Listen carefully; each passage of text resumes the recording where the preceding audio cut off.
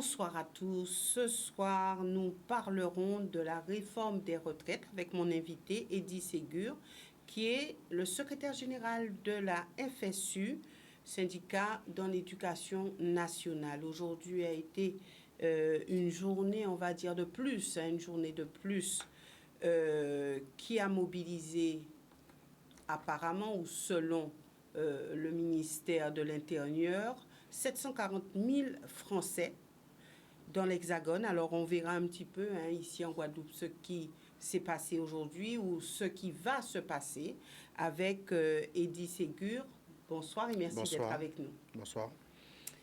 Alors, on va dire après plus de 2 mois de mobilisation sur la réforme des retraites, aujourd'hui, on va dire que ça a été la 10e journée de grève, donc réellement, et notamment dans l'Hexagone. Et on peut dire que si la détermination et la hargne étaient bien présentes, selon le ministère de l'Intérieur, les chiffres sont en baisse, les chiffres de la participation, puisqu'ils avancent 740 000 personnes pour cette mobilisation. Alors, c'est vrai qu'aujourd'hui en Guadeloupe, on a vu qu'il y avait des écoles fermées, mais au-delà, on ne peut pas dire qu'il y avait grand-chose. Pourquoi ? Mais tout simplement parce que l'ensemble des organisations syndicales de Guadeloupe s'étaient réunies 3 jours avant la dernière manifestation nationale et nous avions décidé d'un commun accord tout simplement de se mobiliser le jeudi 30. Et donc c'est jeudi 30 que l'ensemble des organisations syndicales de Guadeloupe vont se réunir devant le palais de la Mutualité pour dénoncer bien sûr et exiger le retrait de la réforme des retraites, mais surtout peser pour l'ouverture de négociations sur les autres problématiques que nous rencontrons dans le département, notamment les suppressions de postes, notamment la problématique salariale, mais également tout ce que nous avons comme difficulté sur le plan sanitaire, sur le plan social. Et donc le 30, les organisations syndicales seront en lien avec les combats qui sont menés en France hexagonale, seront dans la rue pour justement peser. C'est vrai qu'il y a eu un peu moins de manifestants, mais je rappelle quand même que ça fait 10 immenses manifestations. 10e jour de grève. Au niveau donc du comptage de la CGT, qui généralement est assez fiable, c'était plus de 2,5 millions de personnes dans l'ensemble des cortèges en France hexagonale. Alors, il y a un grand écart entre oui, ce toujours, que le toujours, mais ministère encore annonce. Oui, toujours, mais vous savez, c'est comme un peu ce qu'annonce également des fois notre académie par rapport au nombre de grévistes que nous avons dans les écoles. Nous savons pertinemment que, les remontées ne sont pas connues le jour même. Nous sommes les seuls à pouvoir, de façon très fiable, dire et indiquer le nombre de collègues qui nous ont indiqué leur volonté de se mettre en grève. Et puis surtout, lorsque vous avez, comme nous avons eu pratiquement pendant 2 mois, entre 20 et 30 établissements bloqués, vous voyez bien que lorsque l'établissement est bloqué, les personnels ne sont pas considérés comme grévistes et ne font pas partie donc de ce décompte présenté par notre administration. Mais dans l'Hexagone, c'est vrai qu'il y avait des gens dans les rues, des gens mobilisés, des gens qui montraient leur colère. Ici en Guadeloupe, c'est pas le cas, ça n'a pas été le cas. Moi, je trouve quand même que lorsqu'on on compare le nombre d'habitants en Guadeloupe et le nombre de personnes qui se sont mobilisées, je rappelle quand même que le 7 février, on était quasiment 10 000 personnes dans les rues de Pointe-à-Pitre et le 7 mars, on était quasiment 6 500 à 7 000. Donc, lorsque vous comparez et faites le pourcentage par rapport au nombre d'habitants en France, nous sommes dans des mobilisations extrêmement puissantes. Et puis surtout, notamment dans l'éducation nationale, nous avions quand même des taux de grévistes qui allaient au-delà de 50%. Et donc, oui, contrairement à ce qu'on peut penser, les gens sont mobilisés. Par contre, ce qu'il faut aussi retenir, c'est que nous sommes dans un tissu social extrêmement fragile. Et lorsque vous avez, en l'espace de 2 mois, 10 jours de mobilisation et de grève, ça pèse énormément sur donc, les salaires donc, des collègues. Et donc, de temps en temps, vous avez des fluctuations où vous avez quasiment un collègue qui peut-être n'était pas en capacité de se mobiliser parce qu'en grande difficulté financière, par exemple le 7 février, il est mobilisé le 7 mars. Et nous espérons, en tout cas avant la sortie scolaire, que jeudi, nous puissions toujours indiquer à ce gouvernement que non seulement nous sommes mobilisés contre cette réforme, que nous souhaitons voir son retrait et que surtout nous puissions ouvrir toutes les discussions liées aux suppressions de postes parce qu'aujourd'hui nous sommes en grande difficulté, notamment dans l'éducation nationale, avec ces 131 suppressions de postes, 106 dans le second degré et 25 dans le premier degré. Le président de la République, Emmanuel Macron, dit qu'il n'avait pas forcément le choix. Il dit que c'était une nécessité pour le pays et qu'il fallait faire cette réforme. Pour l'instant, on peut aussi dire que rien n'avance, les négociations avec les syndicats n'avancent pas. Des chiffres sont annoncés par le ministère de l'Intérieur et qui précise bien que les manifestations s'essoufflent. Donc, est-ce qu'on n'est pas là dans un combat peau de terre contre peau de fer? Je ne pense pas. Contrairement à ce qu'on peut penser, lorsque vous regardez bien, c'est parce qu'il y a eu cette mobilisation que Emmanuel Macron n'a pas pu obtenir cette majorité, notamment à l'Assemblée. Et c'est parce qu'il y avait ces mobilisations que nous sommes arrivés à pratiquement obliger le président à présenter le 49.3. Et c'est aussi parce que nous sommes toujours mobilisés et toujours dans des journées de grève massive que ce gouvernement est en train de grandes difficultés.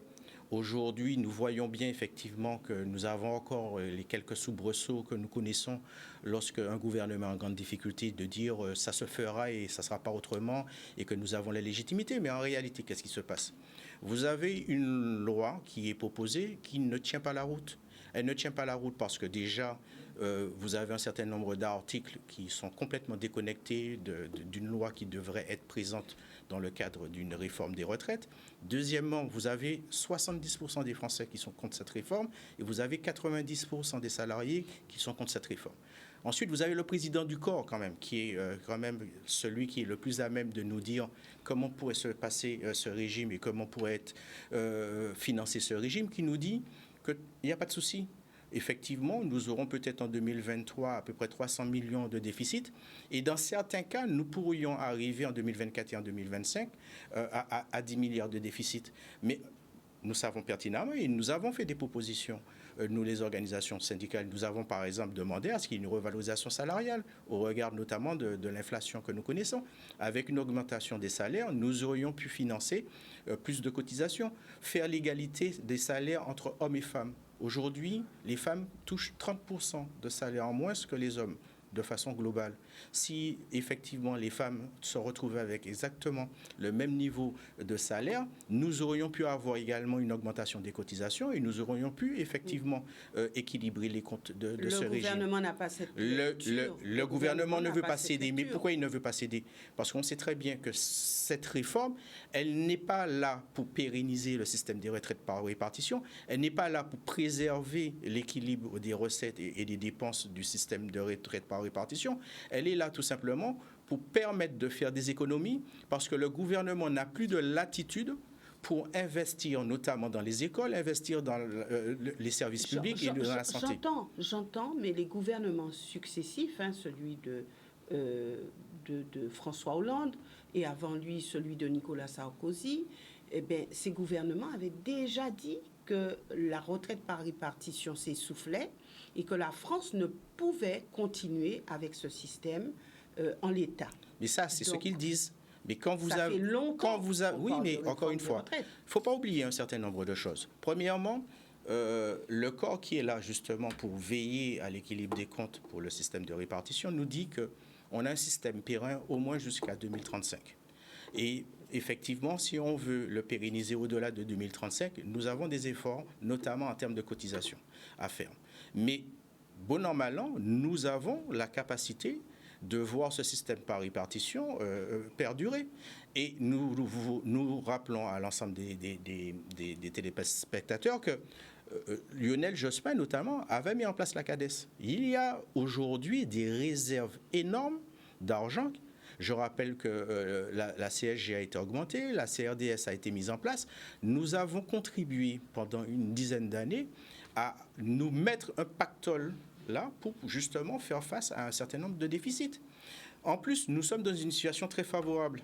Nous sommes dans une situation favorable parce que le nombre de personnes qui étaient à la retraite, qui était massif, qui sortaient, c'était ceux qui finissaient de travailler. Sont décédés avec le Covid? Pas spécialement à cause du Covid, tout simplement parce que nous avions une masse de personnes qui avaient travaillé énormément et qui étaient à la retraite suite aux 30 glorieuses, mais de façon naturelle aussi. Ces personnes, malheureusement, ne sont plus là. Et donc, de fait, nous avons beaucoup moins de retraités à rétribuer. Et donc, aujourd'hui, nous n'avons pas... Est-ce qu'on a les chiffres? Mais bien sûr, de toute façon, vous prenez tous les rapports du corps et vous voyez bien qu'il y a plusieurs scénarios. Et le ministère, le président qui est juste dans une logique de réduction et de récupération de cet argent-là, de cette manne financière-là, ne s'appuie que sur la phase numéro 3, qui est la plus catastrophique, mais qui ne laisse présager nullement d'une véracité de ce qui pourrait se passer dans les 20 ou les 30 années qui viennent. Alors la vraie question, puisque ce discours, les syndicats l'ont tenu encore et encore, le gouvernement continue. D'ailleurs, ce gouvernement n'a pas hésité à avoir recours au 49.3. Donc, comment, puisqu'il s'agit bien de cela, comment faire plier le gouvernement et qui peut le faire? Ça sera nous. De la même façon que nous avons poussé le gouvernement dans ses retranchements, nous allons le pousser à tout simplement retirer ce texte. En quoi faisant? Mais tout simplement en continuant à se mobiliser, même si ça demande effectivement énormément d'énergie, même si de temps en temps ça demande un certain nombre de sacrifices, notamment de temps et en termes de retenue de salaire, oui. Nous allons continuer à nous mobiliser. Oui, nous allons continuer à nous mobiliser. Nous avons déjà commencé à créer des caisses de grève pour permettre à ceux qui sont en situation les plus fragiles, les plus précaires, de les aider. Mais encore une fois, c'est la mobilisation qui va permettre, comme nous avons pu obtenir un certain nombre de retraits de textes, notamment sous Juppé, sous Hollande et ainsi de suite. C'est parce que nous sommes mobilisés qu'à un moment donné, le pays ne pouvant plus fonctionner, et là, quand même, nous avons un président, il lui reste 4 ans de mandat. Oui, S'il veut demain retrouver une quiétude, qu'il y ait un dialogue social, que les partenaires sociaux puissent se mettre autour d'une table, il n'aura qu'une seule solution, c'est de retirer son texte. Mais alors il va.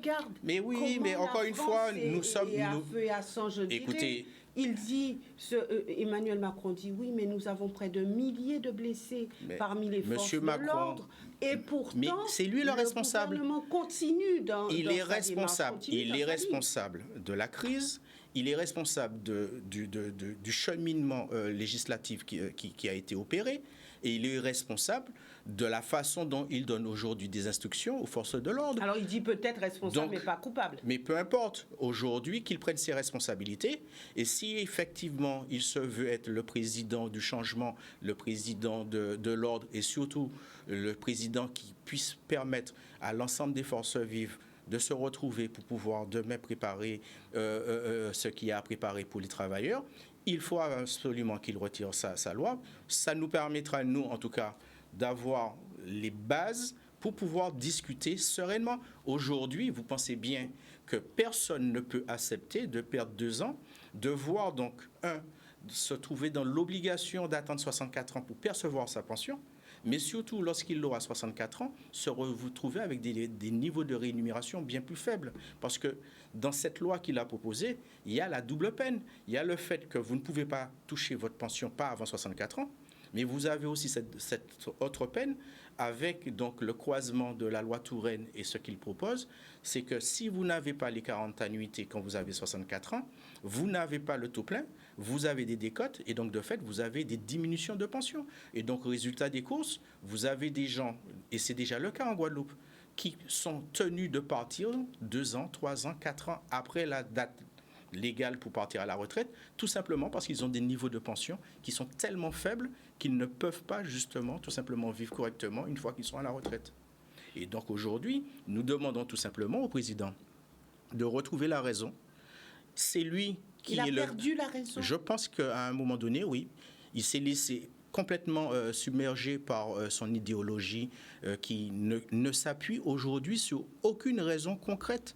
Et donc aujourd'hui, il est le garant des institutions et s'il veut retrouver une légitimité, il faut soit retirer la loi ou qu'il la présente, par exemple, à travers un système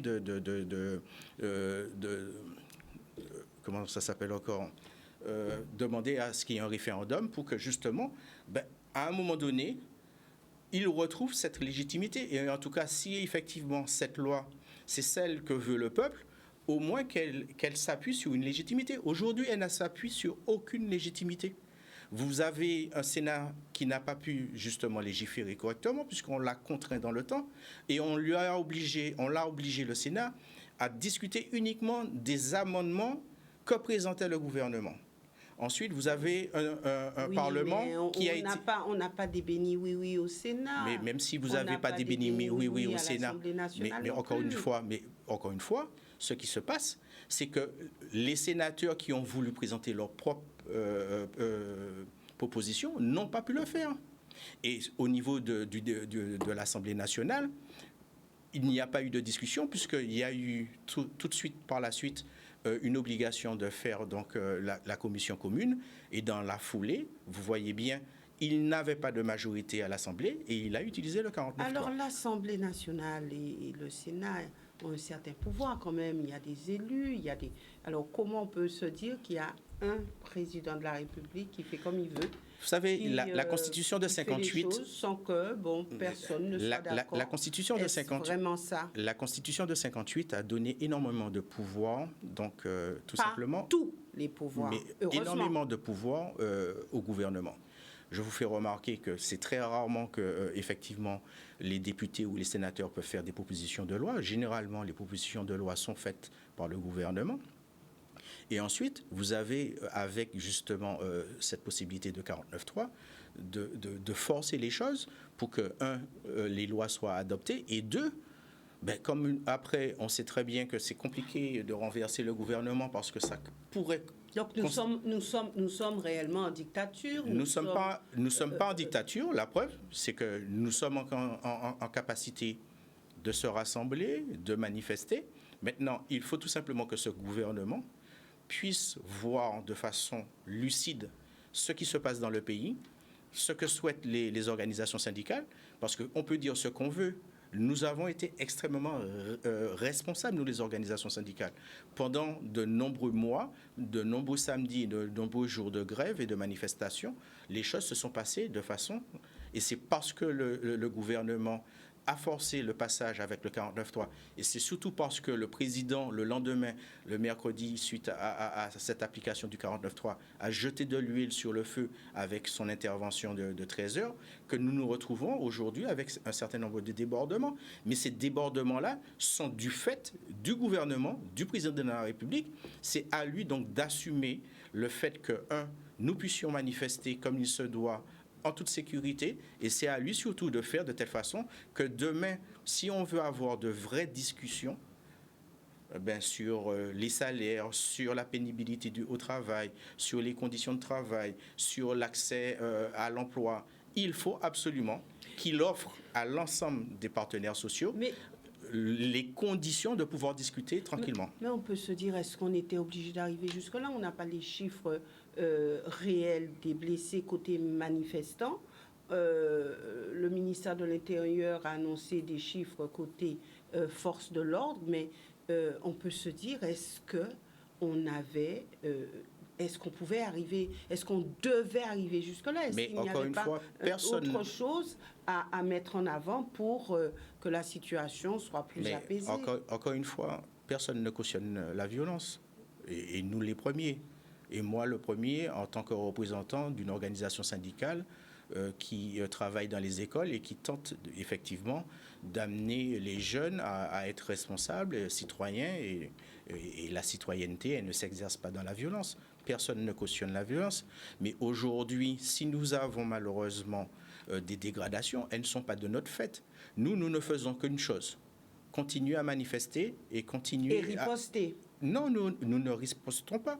Nous continuons tout simplement à aller vers la population, être aux côtés des travailleurs qui aujourd'hui refusent de devoir payer 2 ans de travail de plus pour un gouvernement qui ne s'est pas mis dans les conditions de financer l'ensemble de ses obligations par rapport à la santé, par rapport à l'éducation, par rapport à l'accès à l'emploi. Aujourd'hui, les travailleurs disent qu'ils ont fait tout ce qu'il y avait à faire.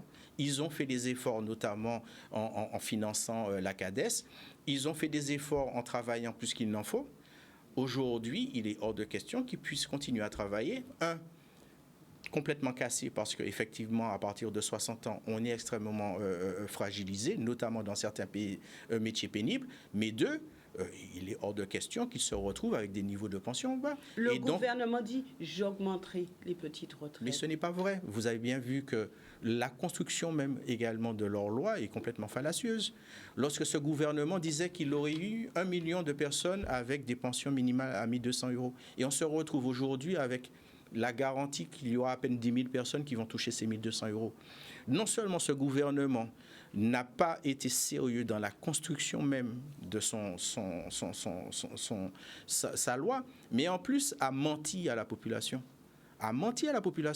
Et aujourd'hui, nous voyons bien, on n'est pas dans une situation où ce gouvernement cherche à jouer l'apaisement.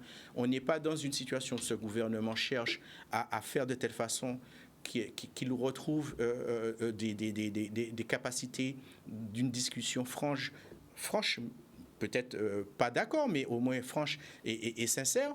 Non, ce gouvernement jette de l'huile sur le feu en espérant que, malheureusement, ces heurts puissent décourager les travailleurs. Mais je peux vous dire, chaque fois qu'il y a des mobilisations, et chaque fois, notamment en Guadeloupe, qu'il y a des blocages d'écoles, je peux vous dire qu'il y a des assemblées générales et c'est à la majorité que ces assemblées générales reconduisent le mouvement les jours qui suivent. C'est vrai que j'aurais aimé avoir un petit peu plus de temps pour suivre avec vous, mais lorsqu'on regarde ce qui s'est passé avec les soignants non vaccinés, on peut se dire que des fois les mobilisations sont longues, des fois aussi il y a des gens qui sont tenaces dans une situation, mais quelquefois aussi ça n'aboutit à rien. La chance et la malchance pour les soignants, c'est que ça concernait un nombre très réduit de personnes.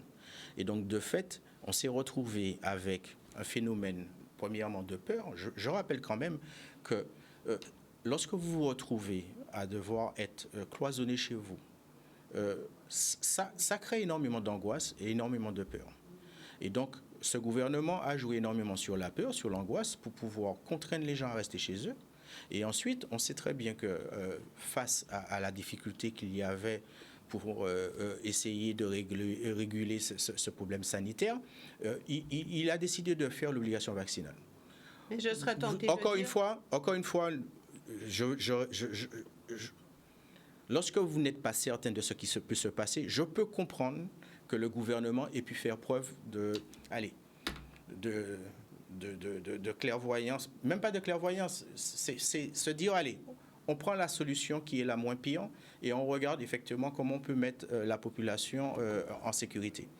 Mais après 2 ans, et lorsqu'on constate un certain nombre de choses, il aurait fallu tout simplement, parce qu'en plus, nous sommes dans une situation...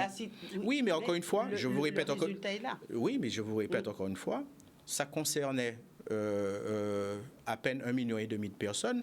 La retraite concerne les 60 millions de Français. Alors maintenant, nous sommes malheureusement arrivés au terme de cette émission. Comme je vous l'ai dit, j'aurais aimé vous garder un petit peu plus longtemps, puisqu'il y a des sujets que nous aurions pu passer en revue. À quoi s'attendre jeudi en Guadeloupe? Jeudi en Guadeloupe, beaucoup d'écoles ont déjà donc voté les blocages d'écoles. Donc beaucoup d'écoles seront fermées jeudi. Et puis nous serons avec l'ensemble des 11 organisations syndicales de Guadeloupe au Palais de la Mutualité à 9h30 pour à nouveau défiler en toute sécurité et nous espérons qu'il n'y aura pas de débordement. Généralement, nous arrivons à contenir les choses. La preuve, c'est que nous avons pu manifester tous les samedis en soutien au personnel suspendu et il n'y a jamais eu de difficulté, sauf à un moment donné où nous avons eu un gouvernement qui effectivement a joué un peu, a voulu faire jouer le pourrissement. Nous serons dans les rues et je vous dis tout simplement, les organisations syndicales en France hexagonale appellent déjà un nouveau mouvement de grève et de manifestation pour le 6 avril. Et je peux vous dire que nous allons continuer à nous mobiliser jusqu'au retrait de cette loi parce que tout simplement, elle n'est pas à faire.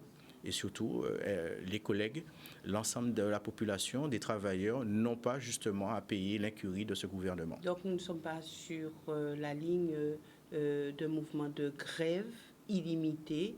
C'est vraiment une mobilisation ponctuelle pour jeudi. Encore une fois, nous verrons bien.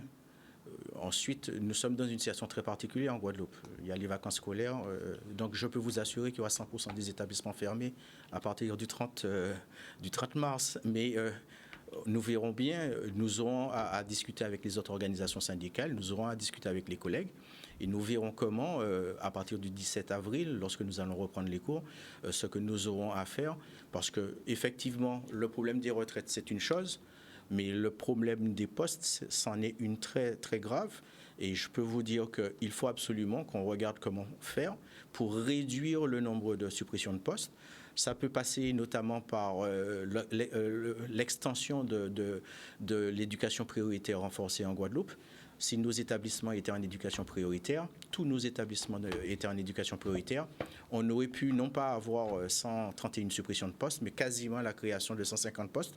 Et il faut absolument que les élus, que les parents, que les enseignants, que l'ensemble de la population disent sa volonté d'avoir une école publique de qualité pour permettre aux jeunes de réussir, parce que je rappelle quand même qu'en Guadeloupe, c'est 35% des jeunes qui quittent le système éducatif sans aucun diplôme. Nous reviendrons sur ce sujet qu'est l'école en Guadeloupe.